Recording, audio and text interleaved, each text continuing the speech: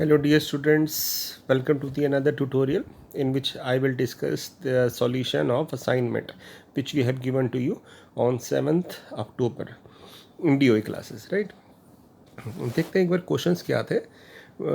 इसमें कुछ क्वेश्चंस जो थे वो डिफरेंट कंसेप्ट पे थे क्योंकि वो क्वेश्चंस लिए गए थे एग्जाम्पलर एनसीईआरटी से, और एग्जाम्पलर एनसीईआरटी बोर्ड्स के लिए बहुत ही इंपॉर्टेंट है। तो ये क्वेश्चन आपको इनडायरेक्ट वे में कहा जाए या डायरेक्ट वे में कहा जाए, कह सकते हैं कि बहुत ही इंपॉर्टेंट है, राइट। तो इनमें कुछ कंसेप्ट थे जो नॉर्मल एनसीईआरटी में नहीं दे रखे बट एग्जाम्पलर एनसीईआरटी में दे रखे हैं, ठीक है। तो उसको डिस्कस करते हैं एक बार। कुछ एक्स्ट्रा टर्म भी आई थी, जैसे यहाँ पे ऑर्थोगोनली, ऐसी कुछ टर्म्स आ रही हैं, touch each other, cut at a right angle. अच्छा, उसमें आज जाने से पहले एक बार बता दूं आपको मैं कि दो कर्व अगर बोला जाए कि दो कर्व किसी एंगल पे कट कर रहे हैं तो उसके बीच में एंगल बताइए। तो दो कर्व के बीच में जब हमें एंगल बताना होता है तो हम क्या करते हैं, उनके पॉइंट ऑफ इंटरसेक्शन पे क्या करते हैं, पहले पॉइंट ऑफ इंटरसेक्शन ढूंढते हैं और उसके पॉइंट ऑफ इंटरसेक्शन पे हम टेंजेंट खींचते हैं। मान लेते हैं ये पॉइंट ऑफ इंटरसेक्शन पे ये टेंजेंट इस कर्व पे है और फिर ये टेंजेंट दूसरे कर्व पे है। तो जो एंगल इन टेंजेंट्स के बीच में होता है वही एक्चुअल में कर्व के बीच में होता है, राइट। यानी जो एंगल टेंजेंट के बीच में आ रहे हैं वही हमारे कर्व का एंगल होता है। तो angle between the two curve निकालने के लिए हमें क्या करना होता है, दोनों टेंजेंट्स की स्लोप निकालनी होती है। क्यों? क्योंकि अगर आपको याद हो 11th क्लास में आपने पढ़ा था, मैं मान लेते हैं कि मैंने ना दो टेंजेंट निकाल लिए एट पॉइंट ऑफ इंटरसेक्शन। मान लेते हैं ये हमारे पास आ गई, इस फिगर को मैंने सिर्फ टेंजेंट को प्लॉट कर दिया। अब ये एंगल मान लेते हैं आ रहा है फाई वन या थीटा वन ले लेते हैं या फाई वन ले सकते हैं, और ये मान लेते हैं ये एंगल आ रहा है फाई टू। तो इस लाइन का स्लोप क्या आ जाएगा, M one equal to tan phi one, जो कि स्लोप की डेफिनेशन होती है tan of the angle which line makes with the positive direction of X axis. इस लाइन का स्लोप हो जाएगा टेन फाई टू, और मान लेते हैं एंगल थीटा है, ठीक है ना। तो अगर आप इस ट्राइंगल में एक्सटीरियर एंगल प्रॉपर्टी लगाएं तो हम क्या देख रहे हैं कि phi two is equal to theta plus phi one. तो फाई वन को इधर ले आते हैं तो आपके पास क्या आ गया, phi two minus phi one equal to theta. अब आप दोनों साइड टैन अप्लाई कर दो, तो tan of phi two minus tan of phi one equal to tan theta, और tan phi two minus tan phi one का formula लगाएंगे तो क्या आएगा, tan phi two which is M two मान लेते हैं minus tan phi one which is M one मान लेते हैं upon one plus M one M two. तो आपने ये फॉर्मूला करा था एंगल बिटवीन टू लाइंस का, तो यही सेम फॉर्मूला लगेगा angle between the two curves, right. दो कर्व निकाल के बीच में एंगल निकालने के लिए हम ये फॉर्मूला लगाएंगे जिसमें m1 और m2 दोनों कर्व के डेरिवेटिव होंगे। कहाँ पे डेरिवेटिव होंगे, पॉइंट ऑफ कांटेक्ट पर, जहाँ पे वो आपस में टच कर रहे हैं। तो इस फॉर्मूले को मैं यूज़ करूँगा जहाँ पे भी मुझे एंगल निकालना होगा between the two curves, right. जब भी बात होगी दो कर्व के बीच में, जैसे अगर मुझे बोला जाए कि भी दो कर्व शो करो ये ऑर्थोगोनली इंटरसेक्ट कर रहे हैं, मीन्स ऑर्थोगोनली मतलब परपेंडिकुलर है, तो इसका मतलब उनके टेंजेंट परपेंडिकुलर है, ठीक है ना। तो हम यही फॉर्म कंसेप्ट लगा देंगे कि दो अगर टेंजेंट परपेंडिकुलर है यानी दो लाइन परपेंडिकुलर हैं तो उनके स्लोप का प्रोडक्ट माइनस वन होगा। ये सब 11th क्लास में आप कर चुके हैं। अब चलते हैं फर्स्ट क्वेश्चन पे। फर्स्ट क्वेश्चन क्या कह रहा है, एक बार पढ़े। फर्स्ट क्वेश्चन कह रहा है कि ना ये जो दो कर्व है ये टच कर रहे हैं या कट कर रहे हैं 60 पे, 90 पे, 45 पे। तो बेसिकली पहले हमें स्लोप की बात करनी होगी। जनरली क्या होता है कि हम ना पॉइंट ऑफ कांटेक्ट निकालते हैं, ठीक है, बट क्योंकि कर्व कॉम्प्लिकेटेड है तो सबसे पहले हम डायरेक्टली निकालने की कोशिश करते हैं दोनों कर्व से। तो पहला जो कर्व है वो ये है, तो इसको हम डिफरेंशिएट कर देते हैं, देखते क्या होता है। जब आप इसको डेरिवेटिव लोगे तो ये आ जाएगा 3x²। यहाँ पे डेरिवेटिव लेंगे तो ये आ जाएगा 3x as it is, y² का 2y, साथ में y डैश, प्रोडक्ट टू लगा रहा हूँ मैं, और फिर 3y² as it is, x का डेरिवेटिव 1 और 2 का डेरिवेटिव 0। तो यहाँ से हम देखें y डैश क्या मिला हमें, y डैश क्या मिल जाएगा, अगर मैं इस टर्म को उधर ले जाता हूँ तो ये मिल जाएगा 3x² minus y² upon 6xy, जिसको हम ले सकते हैं 3 तो कट जाएगा, 3 तो कैंसिल आउट कर देते हैं, x² minus y² upon 2xy। ये आ गया मेरे पास स्लोप ऑफ कर्व वन, ठीक है। अलग अलग पॉइंट पर अलग अलग कर्व होगा। अब चलते हैं दूसरे कर्व का स्लोप निकालते हैं। जरा दूसरे कर्व को डिफरेंशिएट करते हैं, जो है 3x² y minus Y cube equal to 2। अब इसका डेरिवेटिव लेते क्या आएगा, 3x² as it is, Y dash Y का डेरिवेटिव वाई डैश, फिर 3y as it is, x² का derivative 2x minus 3y Y dash equal to 0। 3 common लेके cut कर देते हैं क्योंकि राइट साइड पे 0 दिया हुआ है, और वाई डैश इसमें से और इसमें से कॉमन ले लेते हैं। तो वाई डैश जब आप कॉमन लेंगे तो ये बचेगा x², उसके बाद यहाँ बचेगा यहाँ पे 3y² होगा, है ना, क्योंकि वाई क्यूब का डेरिवेटिव माइनस y² और इक्वल टू माइनस 2xy। तो यहाँ से मेरे पास स्लोप क्या आ गया, वाई डैश क्या आ गया, m2 क्या आ गया, m2 आ गया मेरे पास minus 2xy upon x² minus y²। आप ध्यान से देखो कि इस कर्व का और इस कर्व का जो स्लोप आया है उनका प्रोडक्ट -1 आ रहा है, क्योंकि दोनों एक दूसरे के नेगेटिव रेसिप्रोकल है। 2xy आ रहा है, 2xy आ रहा है, x² माइनस y² आ रहा है, x² माइनस y² आ रहा है, बट ये नेगेटिव है, ये प्लस है। तो हम क्या नोट कर रहे हैं कि m1 इंटू m2 -1 आ रहा है, तो इसका मतलब दोनों के टेंजेंट एक दूसरे पे परपेंडिकुलर है। तो इसका मतलब क्या हो गया, ये एक दूसरे को 90 डिग्री पे कट कर रहे हैं, यानी ये कट कर रहे हैं राइट एंगल पे, यानी इसका ऑप्शन बी करेक्ट हो जाएगा। तो इस तरह से क्वेश्चंस किए जाएंगे, यानी हमें स्लोप से डील करना होगा इन क्वेश्चंस में, तभी इनको एप्लीकेशन और डेरिवेटिव कह रहे हैं, क्योंकि डेरिवेटिव निकालने के लिए हमें, मतलब स्लोप निकालने के लिए हमें डेरिवेटिव लेना पड़ रहा है। अब चलते हैं नेक्स्ट क्वेश्चन पे। जो सेकंड क्वेश्चन है वो क्या कह रहा है, the value of A for which this curve touches the X axis. ये कर्व एक्स एक्सिस को कब टच करेगा, तो आपको पता है कि जब एक्स एक्सिस को टच करेगा तो वहाँ पे वाई कोऑर्डिनेट 0 हो जाएगा। तो हम मान लेते हैं कि ये किसी पॉइंट P x,0 पर टच करेगा, ठीक है ना।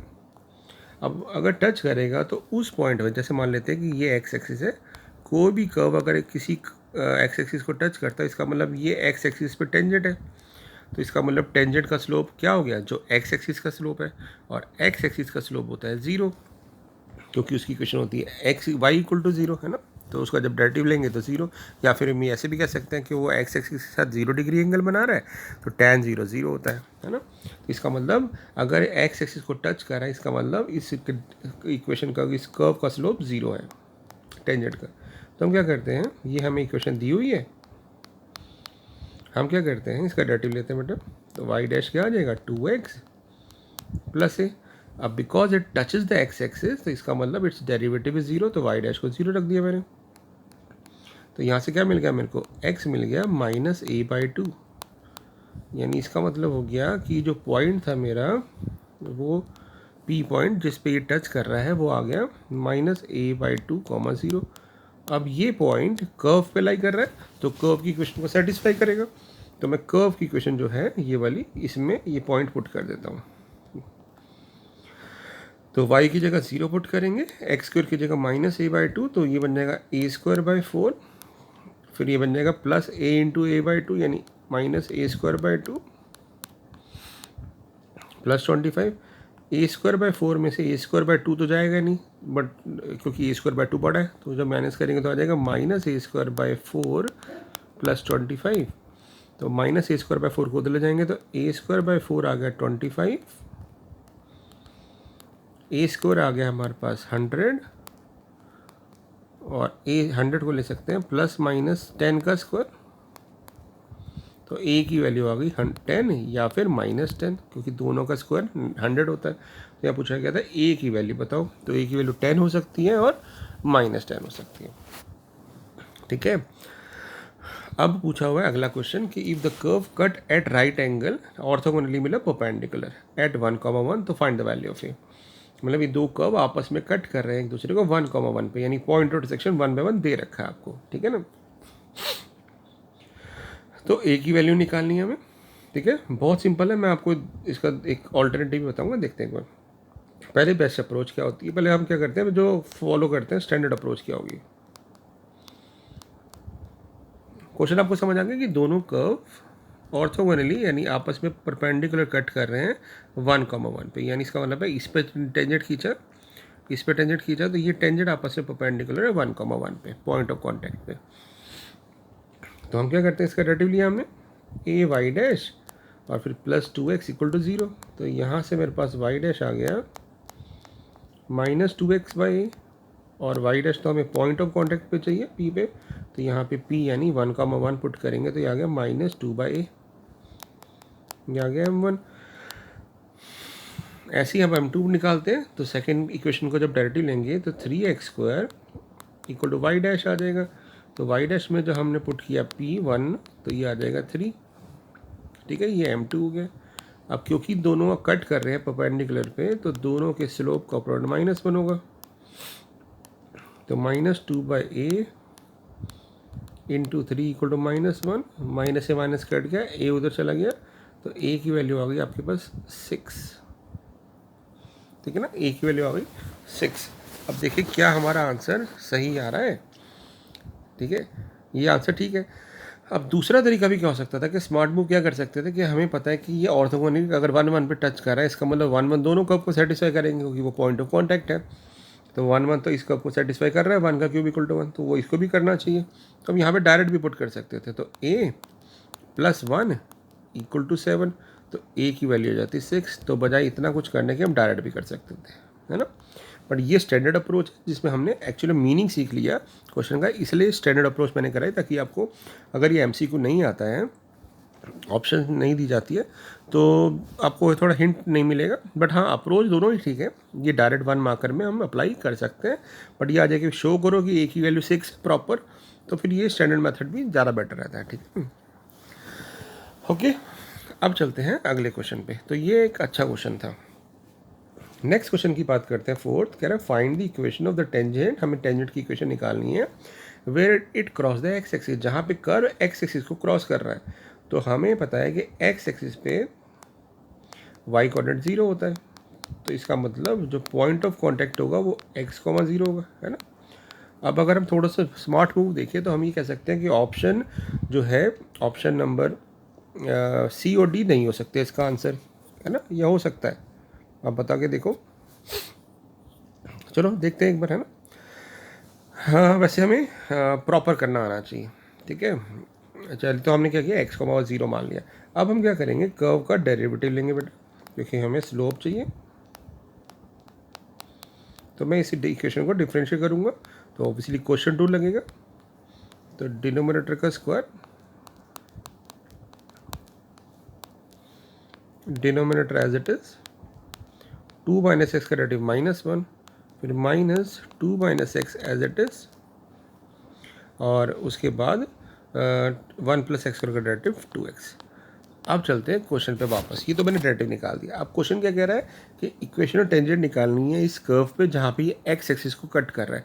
अब आपको पता है कि एक्स एक्सिस पे वाई कोऑर्डिनेट 0 होता है, तो जैसे ही हम कर्व की इक्वेशन में वाई कोऑर्डिनेट को 0 पुट करेंगे, क्योंकि वो कर्व की इक्वेशन है y × 1 + x², तो मेरे पास x की डायरेक्ट आ जाएगी वैल्यू 2। तो इसका मतलब पॉइंट ऑफ कॉन्टैक्ट मुझे 2, 0 दिया हुआ है, मतलब टेंजेंट मुझे 2, 0 पे चाहिए।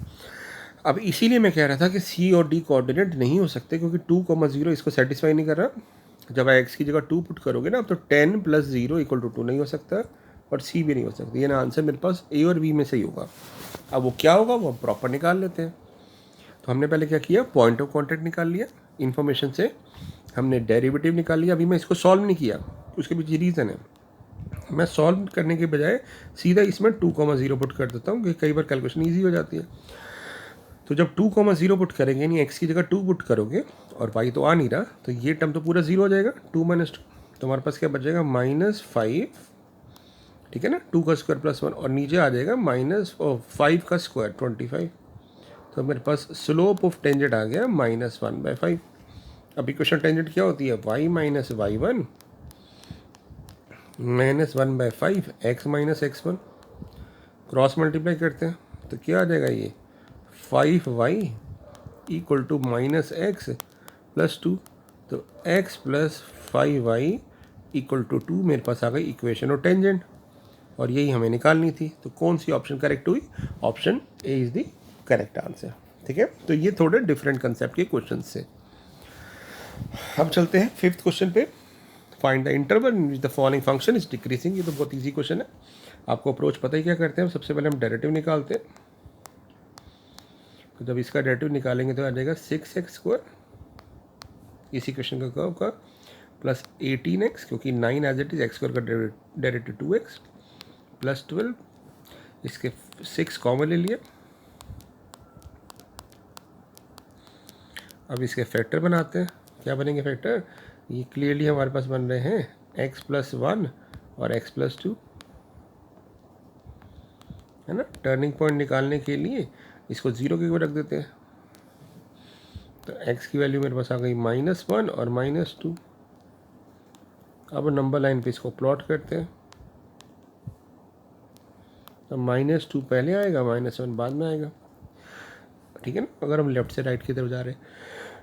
अब हमें क्या करना होता है, इंक्रीजिंग डिक्रीजिंग देखने के लिए इन इंटरवल में से कुछ वैल्यू पुट निकालते हैं और उसमें डेरिवेटिव पुट करते हैं। नहीं तो वेविकर मेथड हमें पता है कि अगर x² का कोफिशिएंट जो हाईएस्ट कोफिशिएंट है उसको वो पॉजिटिव हो तो हम एक्सट्रीम राइट पे प्लस, फिर ऑल्टरनेट साइन कर देते हैं, डाल देते हैं, और फिर देखते हैं नेगेटिव कहाँ आ रहा है, वो हमारा डिक्रीजिंग होता है। नेगेटिव आ रहा है इधर, तो ये हमारा फंक्शन डिक्रीजिंग है।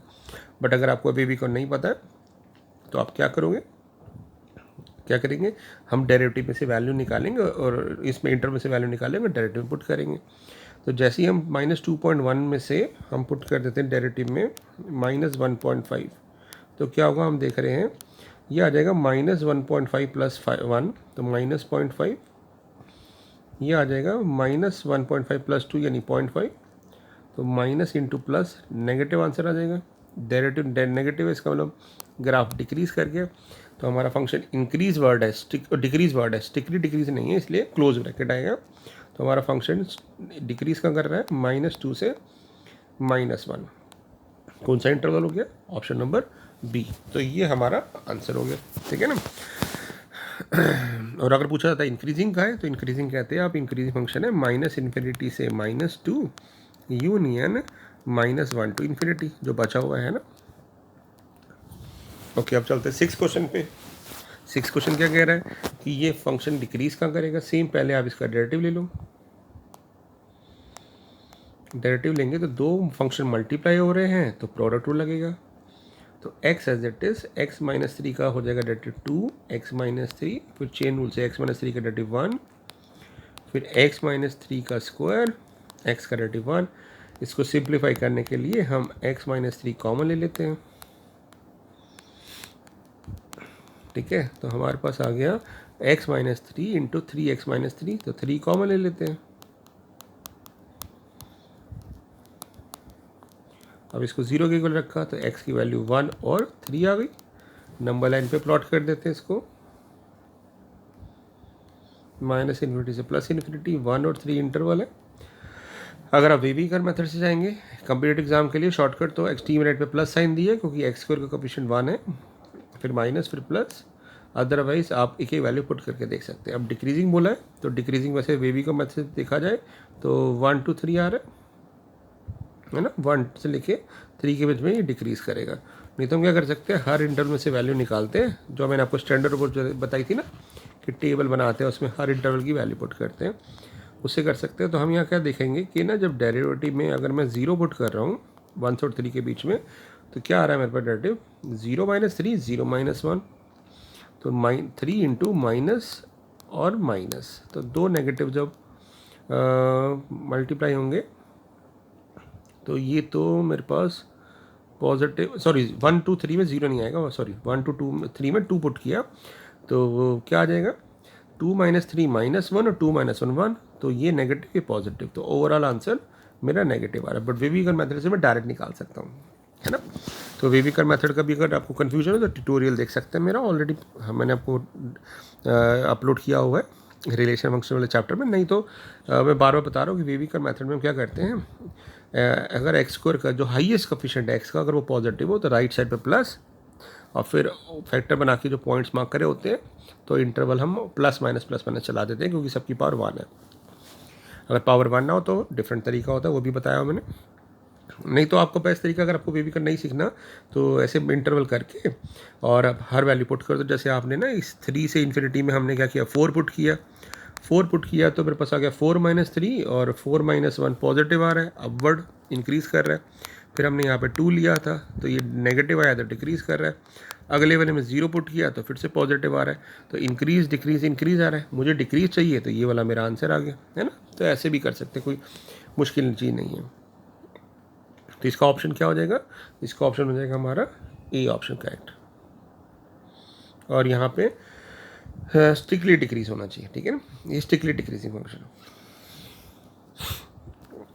ओके, अब चलते हैं 7th क्वेश्चन पे। 7th क्वेश्चन रह गया। 7th क्वेश्चन है tan x माइनस एक्स क्या होगा, ठीक है। 7th क्वेश्चन पे चलते हैं, एक बार देखते हैं। 7th क्वेश्चन में जब हम डेरिवेटिव लेंगे फंक्शन का tan x माइनस एक्स का, तो डेरिवेटिव क्या होगा। ये थोड़ा कंसेप्चुअल क्वेश्चन है। ये आएगा डेरिवेटिव sec² x -1, ठीक है ना। अब ये हमें देखना है कि डेरिवेटिव पॉजिटिव कब होगा, नेगेटिव कब होगा, उसके अकॉर्डिंग। तो हम क्या देखते हैं, हमें पता है कि sec x जो होता है, sec x का कभी आपने डोमेन रेंज की बात देखी है। sec x की जो रेंज होती है बेटा, यानी sec x के जो आंसर आते हैं वो आते हैं -∞ से -1 यूनियन 1 to ∞।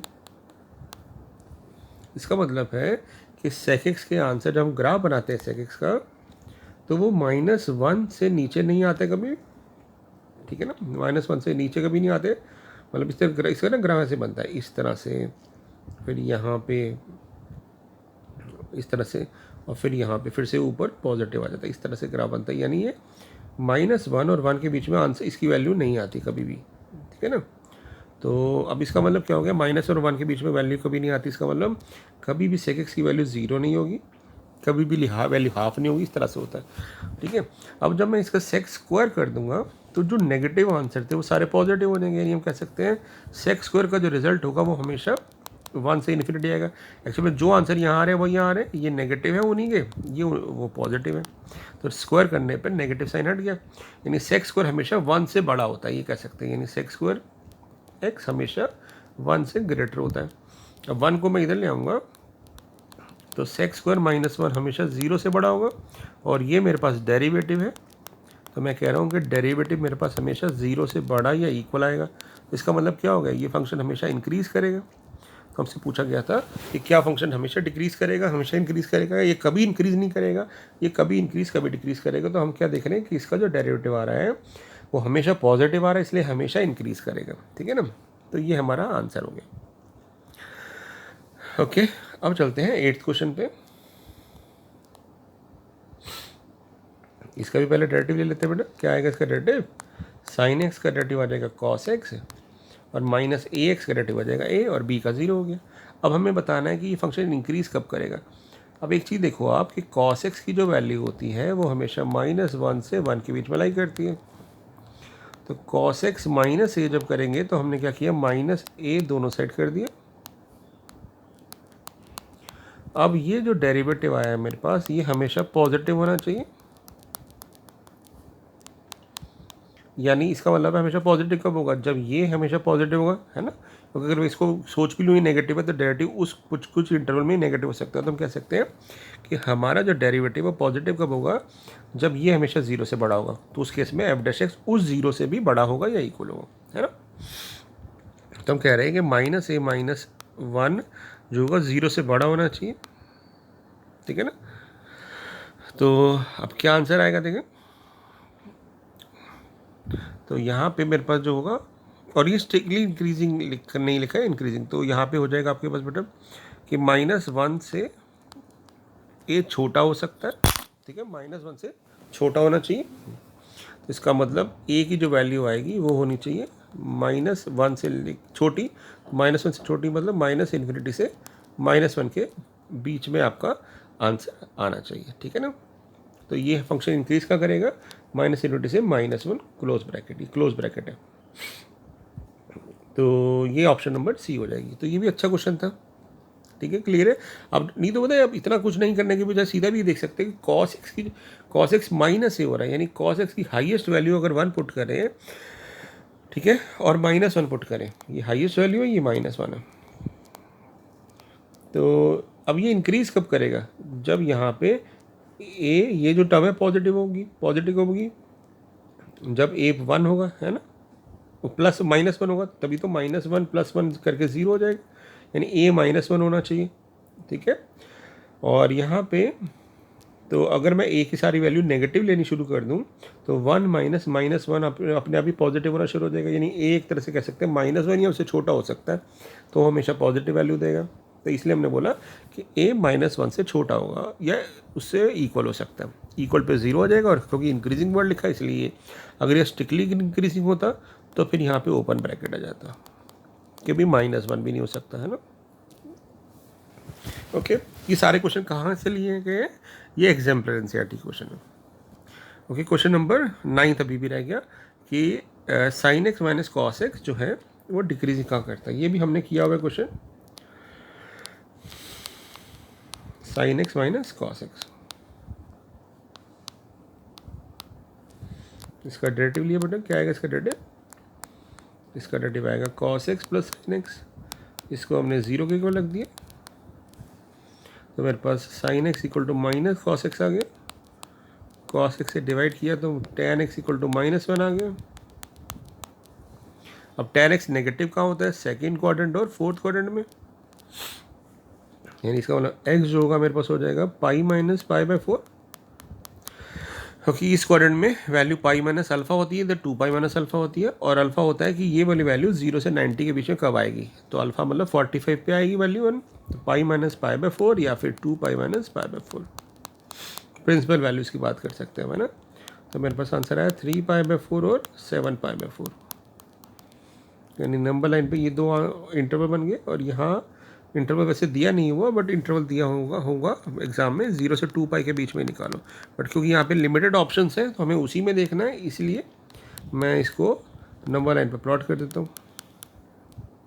और जब मैं ऑप्शन देख रहा हूँ तो मेरी सारी ऑप्शंस में 0 और 2 पाई के बीच में इंक्लूड है, यानी ये इंटरवल आएगा या ये आएगा, ये आएगा, ठीक है ना। अब एक और ऑप्शन देख सकते हैं, ऑप्शन भी ऐसी दी गई है कि इनमें से बताओ, तो हमें 2 पाई से ऊपर नहीं जाना और 0 से नीचे नहीं जाना, तो इसी में देख रहे हैं हम, ठीक है, अगर नहीं भी दिया हुआ रेंज तो। अब हमें बताना डिक्रीज कहाँ करेगा, मेरा जेनेटिव कहाँ नेगेटिव आएगा, तो हम क्या करते हैं, इस इंटरवल में से वैल्यू पिक कर लेते हैं। तो हमने यहाँ पे π/2 पिक किया, π/2 जब पुट किया तो cos π/2 प्लस sin π/2 0 + 1 पॉजिटिव आ रहा है, यानी यहाँ ग्राफ इंक्रीज कर रहा है। अगले वाले में अब 3π/4 का मतलब होता है बेटा 135 डिग्री, और 7π/4 का मतलब होता है 7 × 45 डिग्री, है ना, 7 × 45, तो ये 315 आ जाएगा। तो पाई पुट कर देते हैं, cos पाई -1 sin पाई 0, तो नेगेटिव आ रहा है, नेगेटिव आ रहा है मीन्स डिक्रीज़ कर रहा है, तो इसका मतलब हमें यहीं पे क्वेश्चन को रुक जाना है। डिक्रीज़ का कर रहा है 3π/4 से 7π/4 के बीच में, तो हमसे डिक्रीज़ वर्ड पूछा हुआ है, स्ट्रिक्टली डिक्रीज, तो ओपन ब्रैकेट 3π/4 से 7π/4 हमारा आंसर होगा, ठीक है ना। अब चलते हैं 10th क्वेश्चन पे, ये भी किया हुआ हमने, ये सारे क्वेश्चंस मैंने आपको अपने ट्यूटोरियल्स में करवा रखे हैं इंक्रीजिंग डिक्रीजिंग में, आप जाके देख सकते हैं। और मैंने बताया भी था कि इसका डेरिवेटिव जो होगा बहुत इंटरेस्टिंग सा आता है, -sin 4x। तो पहले डेरिवेटिव लेते हैं इसका डेरिवेटिव क्या आ जाएगा, इसका डेरिवेटिव आएगा बेटा, पहले sin 4x का डेरिवेटिव लेंगे तो 4 sin³ x, और फिर sin x का डेरिवेटिव cos x, ऐसे ही 4 cos³ का क्या होगा, 4 cos⁴ का क्या होगा, 4 आगे जाएगा, उसकी पावर एक रिड्यूस हो जाएगी, और फिर cos x का डेरिवेटिव -sin x।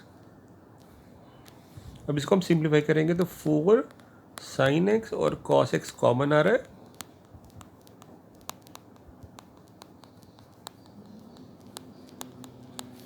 अब मैं क्या करूँगा, इसमें 2 कॉमन ले लेते हैं, तो 2 sin x cos x हो जाएगा, और इसमें से ना नेगेटिव कॉमन ले लेते हैं, तो ये बन जाएगा cos⁴x - sin⁴x, नेगेटिव कॉमन ले लिया तो ये बन गया -2, ये फॉर्मूला sin 2x का होता है,